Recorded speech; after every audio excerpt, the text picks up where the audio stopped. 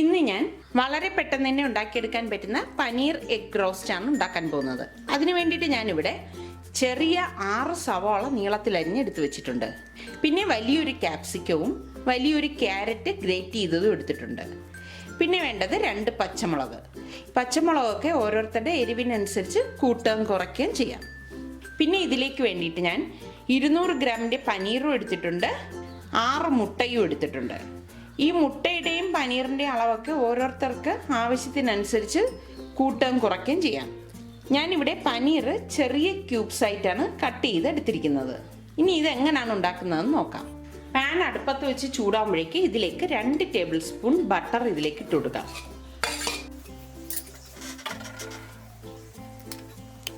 ഇതോടൊപ്പം തന്നെ 2 table spoon vegetable ഓയിലും കൂടി ഒഴിച്ചു കൊടുക്കാം.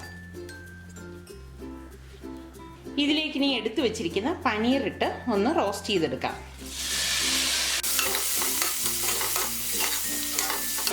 പനീറിന്റെ കളർ ഒന്ന് ചേഞ്ച് ആയി തുടങ്ങുമ്പോഴേക്ക് പനീർ നമുക്ക് ഇതിൽ നിന്ന് മാറ്റാം.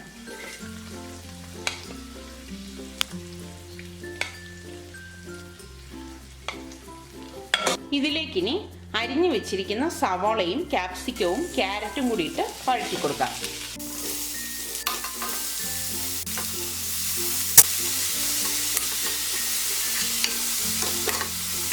മീഡിയം ഫ്ലെയിമിലിട്ട് ഇത് നമ്മൾ പെട്ടെന്ന് വഴറ്റിയെടുക്കുകയാണ് ചെയ്യുന്നത്.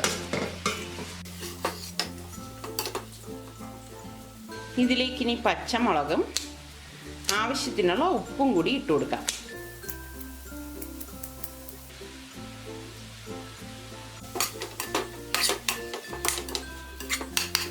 ഇതൊന്ന് വഴണ്ട് വരുമ്പോഴേക്ക് ഞാനിവിടെ ചില്ലി ഫ്ലേക്സ് എടുത്തിട്ടുണ്ട്, അത് കുറച്ച് ഇതിലേക്ക് ഇട്ട് കൊടുക്കാം. ഞാനിവിടെ ഏകദേശം 1 ടീസ്പൂൺ ചില്ലി ഫ്ലേക്സ് ഇടുവാണ്. പിന്നെ ഇതിലേക്ക് വേണ്ടി ഞാനിവിടെ 1 ടീസ്പൂൺ മിക്സഡ് ഹെർബ്സും ഇടുവാണ്. 1 ടീസ്പൂൺ പാഴ്സ്ലി ലീഫും ഇട്ട് കൊടുക്കാം. 1/2 ടീസ്പൂൺ കുരുമുളക് പൊടിയും കൂടി ഇട്ടിട്ട് ഇതൊന്ന് ഇളക്കി കൊടുക്കാം.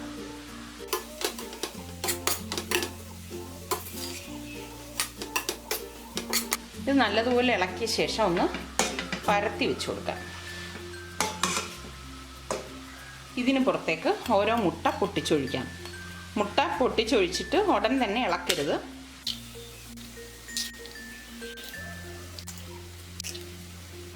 ഇനി ഇതിന് പുറത്തേക്ക് കുറച്ച് ഉപ്പിട്ട് കൊടുക്കാം. ഈ മുട്ടയ്ക്ക് ആവശ്യമുള്ള ഉപ്പ് ഇതിൽ ചേർത്താൽ മതിയാവും. ഓൾറെഡി നമ്മൾ ഈ വെജിറ്റബിൾസിൽ ഉപ്പിട്ടിട്ടുണ്ട്. കുറച്ച് റെഡ് ചില്ലി പൗഡറും കൂടി ഇതിൻ്റെ പുറത്തേക്ക് ഇട്ട് കൊടുക്കാം. ഞാനിവിടെ കാശ്മീരി റെഡ് ചില്ലി പൗഡറാണ് ഉപയോഗിച്ചിരിക്കുന്നത്. പിന്നെ 1 നുള്ള് കുരുമുളക് പൊടിയും കൂടി ഇട്ട് കൊടുക്കാം. ഇനി ഇത് 5 മിനിറ്റ് അടച്ചു വെച്ച് വേവിച്ചെടുക്കാം. ഇതിവിടെ 5 മിനിറ്റ് ആയിട്ടുണ്ട്. ഇനി ഇതിൻ്റെ അടപ്പ് മാറ്റിയിട്ട് നല്ലതുപോലെ ഒന്ന് ഇളക്കി കൊടുക്കാം.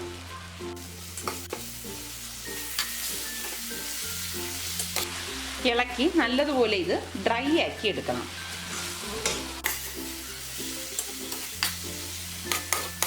ഇതിവിടെ ഡ്രൈ ആയി വരുന്നുണ്ട്. ഈ സമയം നമ്മൾ ഫ്രൈ ചെയ്ത് വെച്ചിരിക്കുന്ന പനീർ ഇതിലേക്കിട്ട് ഇളക്കി കൊടുക്കാം. ഫ്ലെയിം കൂട്ടി തന്നെ വെച്ചു കൊടുക്കണം. ഇതിവിടെ ഡ്രൈ ആയി വന്നിട്ടുണ്ട്. ഇനി നമുക്കിതിലേക്ക് മല്ലിയില കട്ട് ചെയ്തിട്ട ശേഷം സെർവ് ചെയ്യാവുന്നതാണ്.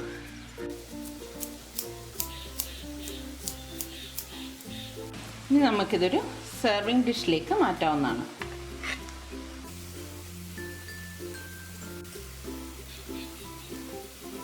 ഇതിന് മുകളിലേക്ക് കുറച്ച് മല്ലിയില കൂടെ കട്ട് ചെയ്തിട്ട് കൊടുക്കാം.